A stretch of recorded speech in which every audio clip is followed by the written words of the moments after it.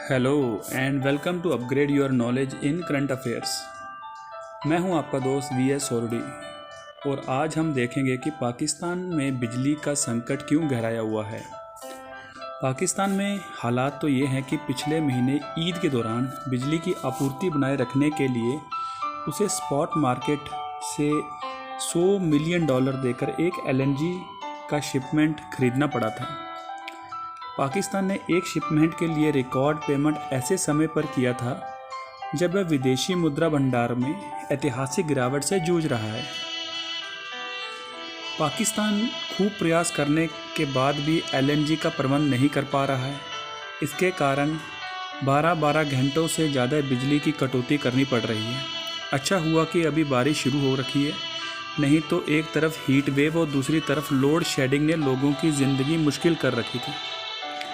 यही नहीं, पाकिस्तान ने बिजली बचाने के लिए हालिया समय में कुछ आक्रामक उपाय भी किए थे, जैसे कि सरकारी कर्मचारियों को शनिवार को ही शिफ्ट से छुट्टी, सुरक्षा कर्मियों के बजट में 50% की कमी, शादी समारोह पर रोक, फर्टिलाइज़र प्लांट की एलएनजी की सप्लाई रोककर पावर प्लांट को ज़्यादा आपूर्ति की जा रही है।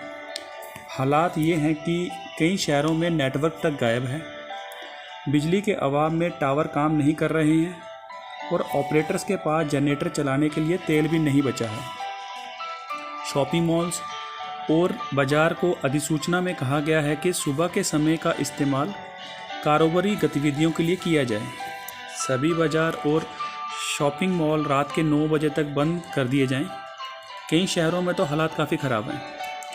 पाकिस्तान गवर्नमेंट ने एनर्जी इमरजेंसी लगा रखी है, लेकिन सवाल ये है कि ऐसा हो क्यों रहा है। पाकिस्तान को 22,000 मेगावाट बिजली की आपूर्ति की जा रही है, जबकि पाकिस्तान की खपत 26,000 से लेकर 29,000 मेगावाट की है। यहाँ 4 से लेकर 7,000 मेगावाट की शॉर्टेज है।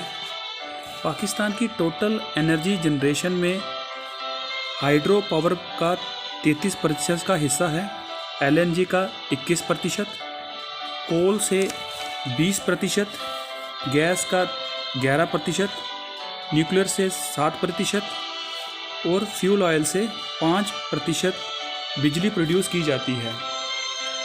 सबसे पहले इसके कारणों पर नज़र डालते हैं। पहला कारण है कि रूस और यूक्रेन के बीच महीनों से जारी जंग।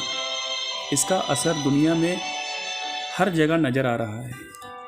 यूरोप ने यूक्रेन पर हमले के कारण रूस से गैस की खरीद लगातार कम की है। इस कारण एलएनजी की ग्लोबल कीमतें आसमान पर पहुंच रखी हैं। इसका खमियाजा मुश्किलों से गुजर रहे पड़ोसी देश पाकिस्तान पर पड़ रहा है। आर्थिक और राजनीतिक संकट से गुजर रहे पाकिस्तान को कई शहरों में 12, 13, 14 घंटों से ज़्यादा की बिजली कटौती करने पर मजबूर होना पड़ रहा है। दूसरा कारण है कि पाकिस्तान की दशक पुरानी गलती। हाँ, पाकिस्तान ने करीब 1 दशक पहले एनर्जी को लेकर नई लॉन्ग टर्म पॉलिसी बनाई थी।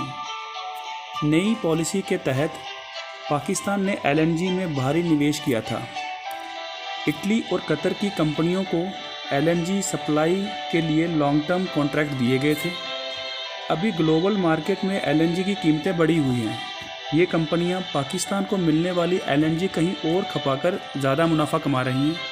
दूसरी ओर पाकिस्तान ने पावर प्लांट से लेकर फर्टिलाइज़र प्लांट्स तक की एलएनजी की शॉर्टेज हो रही है। एक कारण एलएनजी की कीमतें भी हैं।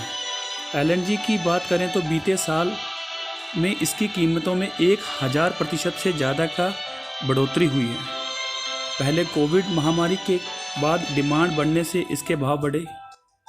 उसके बाद रूस और यूक्रेन की जंग इसकी कीमतों में आग लगा दी है।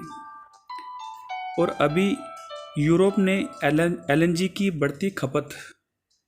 यूरोप ने पिछले साल की तुलना में इस साल मई तक 50% से ज़्यादा एलएनजी खरीद चुका है। यूरोप ने रशिया की गैस की निर्भरता कम करने के लिए एलएनजी की खरीद बढ़ाई है। इस बढ़ी हुई डिमांड और कीमतों के चलते कंपनियां यूरोप को एलएनजी बेचकर ज़्यादा मुनाफा कमाने में लगी हुई हैं। एक कारण डॉलर के मुकाबले पाकिस्तानी रुपए का लगातार गिरना भी है, जिसके कारण पाकिस्तान को गैस खरीदने के लिए ज़्यादा पैसों की ज़रूरत पड़ रही है। इनके फॉरेन रिज़र्व पहले ही अपने न्यूनतम स्तर पर हैं। ये $10 बिलियन के नीचे पहुंच चुका है। ब्लूमबर्ग के मुताबिक पाकिस्तान के पास सिर्फ 2 महीने के निर्यात के लिए ही फॉरेन रिज़र्व बचा हुआ है। ये तो हैं समस्याएं। अब देखते हैं इनके सॉल्यूशंस क्या हैं।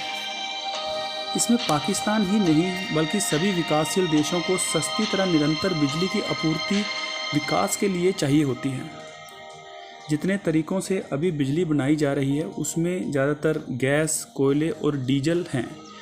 एक तो ये धीरे धीरे ख़त्म हो रहे हैं, दूसरा इनके प्रदूषण बहुत ज़्यादा होता है और ये सभी विकासशील देशों के पास पूर्ण मात्रा में भी नहीं है। तो जो ऑप्शन हमारे पास अभी उपलब्ध है वो है रिन्यूएबल एनर्जी।